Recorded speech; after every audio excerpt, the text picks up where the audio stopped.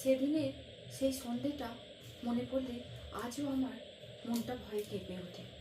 দুয়ার পেরিয়ে উঠোন পেরিয়ে বাথরুম, আর একটা অজানা ভয় আমাকে গ্রাস করত। তাই সন্ধ্যের পর বাথরুম যেতে গেলে হয় আমার শাশুড়ি মা না হলে শ্বশুরমশাই কেউ না কেউ আমাকে দাঁড়াতে। সেদিনও ঠিক তাই।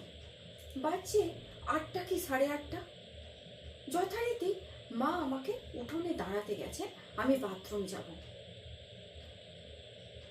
উঠোনটার পরেই পাঁচিলের ওপর দেখি একটা অবয়ব দাঁড়িয়ে আছে। আকৃতিটা অনেকটা একটা বেটে মানুষের মতো, কালো কুচকুচ করছে। দেখে আমার মনে কিছু হয়নি, আমি বাথরুমে ঢুকে গেছি। মা আমাকে যথারীতি, কিরে তোর এখনো হয়নি, তাড়াতাড়ি আয় তাড়াতাড়ি আয়, এরকম করতে করতে যাচ্ছি আয় না বলতে বলতে আমি যেই বেরিয়েছি, শাশুড়ি মা আমার হাতটাকে এরকম করে ধরে টানতে টানতে হিড়ির করে নিয়ে চলে গেল বাড়ির ভেতরে। জিনিসটাকে এতদিন আমি শুধু অনুভব করতাম, সেদিন প্রথম আমি তাকে চাক্ষুষ দেখে শুরু হলো ঘটনা, শুরু হলো। এই জিনিসটা দেখার পরেই আমি তার পরের দিনকে মাকে জিজ্ঞেস করি, মা কালকে সন্ধ্যেবেলা আপনি আমাকে অমন করছিলেন কেন, আয়না করছিলেন, কোনোদিন তো এমন করেন না। না কিছু না। শুরু হলো আমার শরীর খারাপ। আমি শ্বশুর বাড়ি থেকে গেলাম বাপের বাড়িতে। আমার মা আমাকে নিয়ে গেল একটা ঠাকুরতলাতে, 55 তলা। পঞ্চমুণ্ডির আসনের ওপর দাদু বসে আছে। বসে আমাকে দেখে বললেন, তোর বাড়িতে খুব তাড়াতাড়ি একটা পুজোর ব্যবস্থা কর, খুব ভয়ানক একটা জিনিস আছে, একটা মস্ত বিপদ আসছে।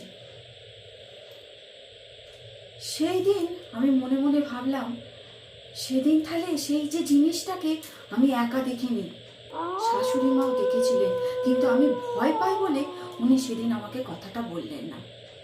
বাড়ি এলাম। শ্বশুরমশাই প্রচণ্ড রাজবাড়ি এবং প্রচণ্ড রাগী মানুষ, তাকে কথাটা বলার মতো আমার কোনো ক্ষমতা নেই। আর এ বাড়িতে আমার স্বামী বলুন, আমার ননদরা বলুন, আমার কেউ আমার কথা বিশ্বাস করতো না, শুধু আমি অনুভব করতাম।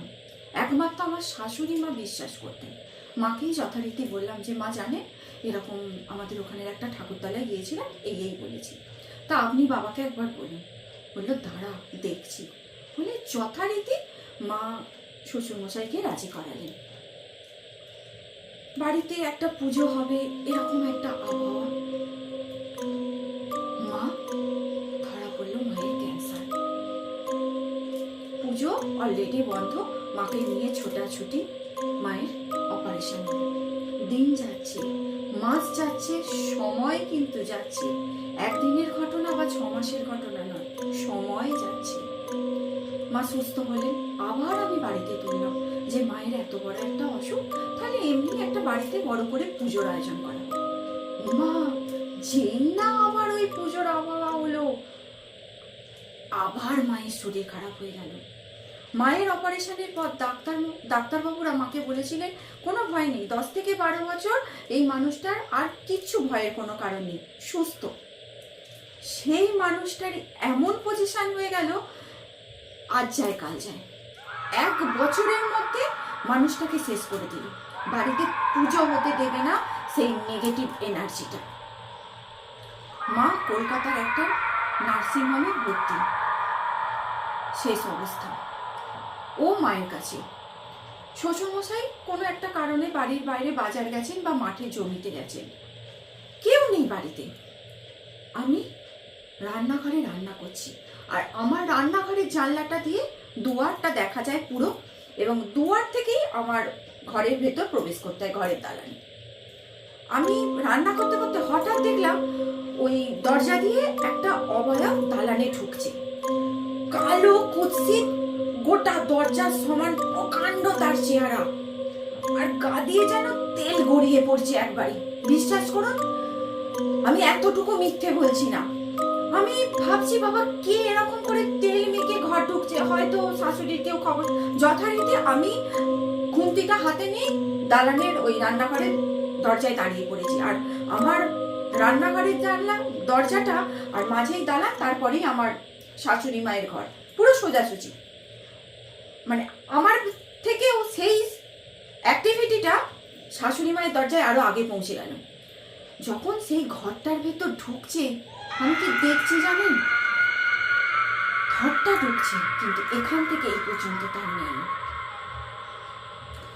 বিশ্বাস করুন, সেই মুহূর্তে আমি যে কি করব, আমি পুরো দাঁড়িয়ে গেছি। আমার মধ্যে আর কোনো শক্তি নেই, শুধু ভেতর থেকে জয় বাবা তারকনাথ তুমি রক্ষা করো। আমি কি দেখছি আমি? তখন বাজে দুপুর 12:30 থেকে 1টা। জিনিসটা ঘর ঢুকে গেল, আমি ওখানটাতে স্টিল দাঁড়িয়ে আছি। যে কি দেখলাম আমি, যে ঢুকলো তার বেরোনোর কোনো রাস্তা নেই, তাকে ওখান দিয়েই বেরিয়ে আসতে হবে। যে বেরোবে, আমি কি করব বা আবার কি দেখব? কিন্তু বিশ্বাস করুন, সে আর বেরোলো না। আমি যথারীতি একটু আমার মধ্যে সেন্সটা আসতে আমি দালানটায় বেরিয়ে এরকম করে খুন্তিটা হাতেই ধরে আছি, উঁকিটা মারছি যে তাই তো ঘরের ভেতর ওটা কি ঢুকলো, কিন্তু কিছু দেখতে পেলাম না। তার 3-4 মধ্যেই